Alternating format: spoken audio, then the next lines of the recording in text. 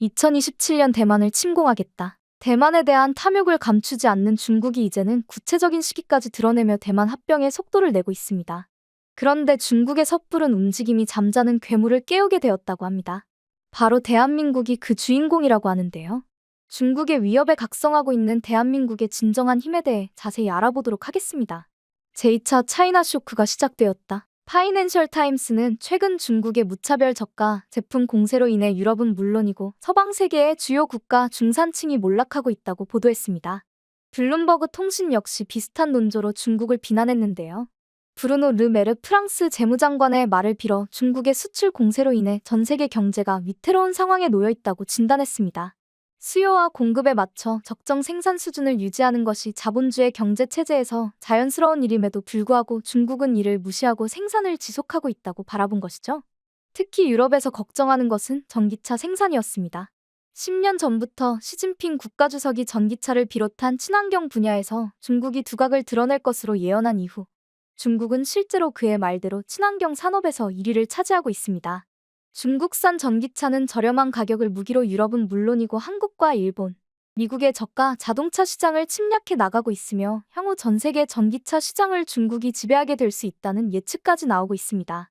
BYD의 저렴한 중국차는 소비자들의 선호와 상관없이 일정한 양이 지속적으로 생산되는 것으로 유명한데요. 최근 중국의 한 네티즌이 공개한 영상에서는 한쪽에서 판매되지 않은 중국 전기차가 썩고 있는 모습이 공개되었습니다. 팔리지 않는 차량을 그대로 바깥에 내버려 두고 공장 안에서는 신차를 끊임없이 생산하고 있는 것이죠. 중국은 전기차에 국한하지 않고 모든 분야에서 기여할 정도로 과잉 생산에 집착하는 모습을 보여주고 있습니다. 이를 보다 못한 이유 국가는 중국산 초저가 물품에 대해 강력한 관세를 부과하겠다고 나섰죠.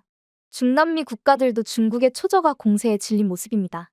브라질 정부는 합금 제품 11종에 대한 수입 쿼터제를 실시한다고 밝혔는데요. 이는 중국 정부를 겨냥한 정책으로 중국 선정량이 과거에 비해 62% 증가한 것을 부담스럽게 여긴 브라질 정부가 선제적으로 과세 부과 정책을 시행한 것이라고 분석했습니다. 멕시코와 콜롬비아 등 주요 남미 국가들도 과세 부과에 동참하며 중국이 과잉 생산하는 것을 더는 수용하지 않겠다는 뜻을 모았습니다. 그러나 중국은 이들 국가의 관세 소식과 제한에도 불구하고 생산을 줄이지 않겠다는 뜻을 밝히며 초과 생산에 집착하고 있는데요.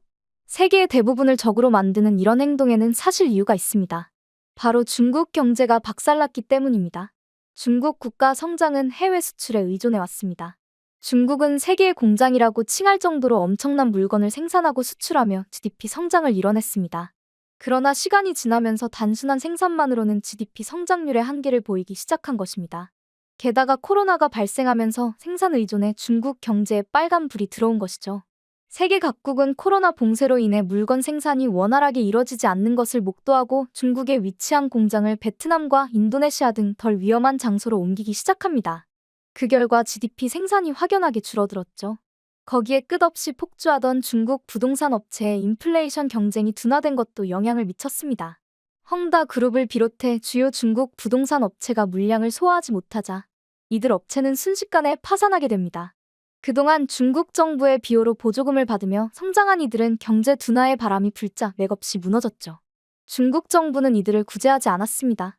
그로 인해 부동산 경기에 심취한 중국 인민들은 부동산 업체에 투자한 돈을 회수하지 못하고 대부분의 돈을 날리게 되었습니다. 이와 맞물려 중국 주가도 급격히 폭락을 거듭했죠. 이로 인해 중국 경제를 지탱하던 4억 명 이상의 중국 중산층 그룹이 사라지게 되었습니다. 경제적으로 취약한 이들은 자신의 자본이 사라지는 것을 목도하고 투자와 소비에 인색한 모습을 보이기 시작합니다. 탄탄하다고 평가를 받은 중국 내수 경기가 무너진 것은 바로 중국 중산층의 몰락 시기와 일치합니다. 여러 이유로 인해 맞물린 중국 경기의 하락세는 걷잡을 수 없었죠. 그 결과 중국은 이제 끊임없이 생산을 하면서 외화를 벌어들이는 것 외에는 다른 방법이 없어진 것입니다. 계속해서 재화를 생산해 외화를 벌고 빚을 갚는 것으로 경제를 순환시키는 것이 중국의 유일한 해답인 셈이죠. 중국이 완전한 자본주의 체제라면 불가능한 일이지만 중국은 정부 주도의 자본주의를 채택하고 있기 때문에 비현실적인 정책의 실현이 가능했습니다. 그 결과 계속 생산하는 것이 마이너스로 돌아옴에도 불구하고 정부가 요구한 생산량을 맞추기 위해 기업들은 과잉 생산을 거듭 이러한 물건이 알리, 테무와 같은 온라인 판매 업체로 흘러가면서 전 세계를 물건의 늪에 빠뜨리게 만든 것입니다. 중국의 문제가 결국 세계의 문제로 번진 셈입니다. 시진핑은 중국 경제가 무너지면 본인의 권력 기반이 무너지는 것이기에 그는 어떻게든 중국 경제 부흥을 위해 과잉 생산 체제를 용인하고 있습니다. 세계의 불만을 받아도 자기의 권력 보전이 더 중요한 탓에 외부의 불만은 애써 무시해왔었죠. 문제는 이러한 무시도 한계를 보이고 있다는 점입니다. 여러 주요 언론에서 중국의 과잉 생산에 대해 비난하면서 공동 대응을 서두르는 한편 중국 내부에서도 둔화된 경기로 경제가 제대로 돌아가지 않는다는 것을 체험하자 시진핑 체제에 대한 불만이 안팎으로 쏟아지기 시작했습니다. 결국 이러한 상황 속에서 시진핑이 꺼낼 카드는 한 장밖에 남지 않았습니다. 바로 대만 침공이죠. 경제 위기를 안보 위기로 돌리면서 대만 침공으로 사람들의 관심을 돌린 것입니다. 중국 내부의 위기를 극복하고 자신의 권력을 보전하기 위해 대만 침공과 양안 대립 종식은 이제 시진핑 정권의 제1과제가 되었습니다. 그런데 시진핑이 대만 침공 야욕을 노골적으로 드러내며 미국과 대립하게 되자 뜻밖의 일이 벌어지게 되었습니다. 바로 대한민국을 억제하던 족쇄가 풀리려 하고 있는 것입니다. 아주 오래전부터 한국은 자국을 보호하기 위한 수단으로 미국의 핵무기 개발을 허가해줄 것을 요청했습니다. 하지만 미국은 어디까지나 해구산을 제공하겠다는 것 외에는 그 어떠한 핵 개발에 대해서도 용인하지 않는다는 자세를 견지해왔죠. 북한이 계속해서 ICBM을 발사하며 한반도의 평화를 위협하는 와중에도 미국의 태도는 변하지 않았습니다.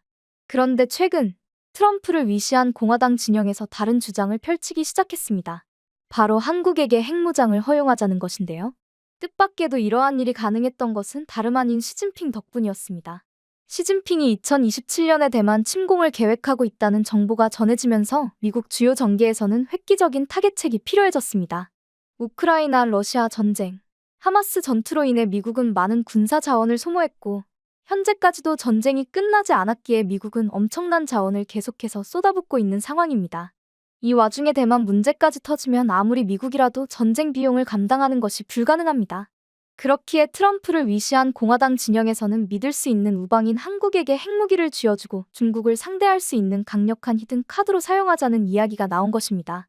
현재 엘브리지 콜비를 비롯해 많은 공화당 인사들이 한국을 방문해 핵무기 사용에 있어 한국은 선택의 여지가 있다고 말하는 것은 물론 조 바이든이 약속한 워싱턴 선언을 전적으로 믿지 말아야 한다고 주장하고 있습니다.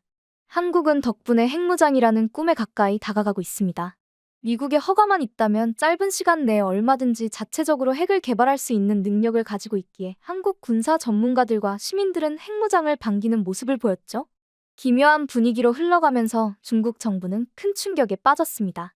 그동안 미국과 일본만 견제하며 한국에 대해 큰 걱정을 하지 않았던 중국이 새삼 한국의 커다란 존재감을 자각하게 된 것이죠. 게다가 한국은 이미 준 핵무기 수준에 달하는 현무 미사일을 보유하는 한편 여러 강력한 미사일을 자체적으로 제작, 보유하고 있습니다. 특히 작년 대외적으로 공개된 현무5의 파괴력은 상당한 수준으로 중국도 긴장할 만큼 압도적인 화력을 자랑합니다. 단 한 발로 지하 100m 깊이의 벙커를 파괴하는 것이 가능하고 재래식 무기이지만 북한의 핵 공격을 일정 수준 견제할 수 있어 괴물 미사일이라는 별명을 얻게 되었죠. 현무5의 사거리는 600, 탄두 중량은 8에서 9톤 정도로 알려져 있는데요. 초고속 낙하를 통해 운동에너지로 인공지진을 일으키는 메커니즘은 북한은 물론 중국까지도 위협할 수 있는 무기라 할 수 있습니다. 현무4 시리즈 역시 5에 못지않게 무서운 무기입니다.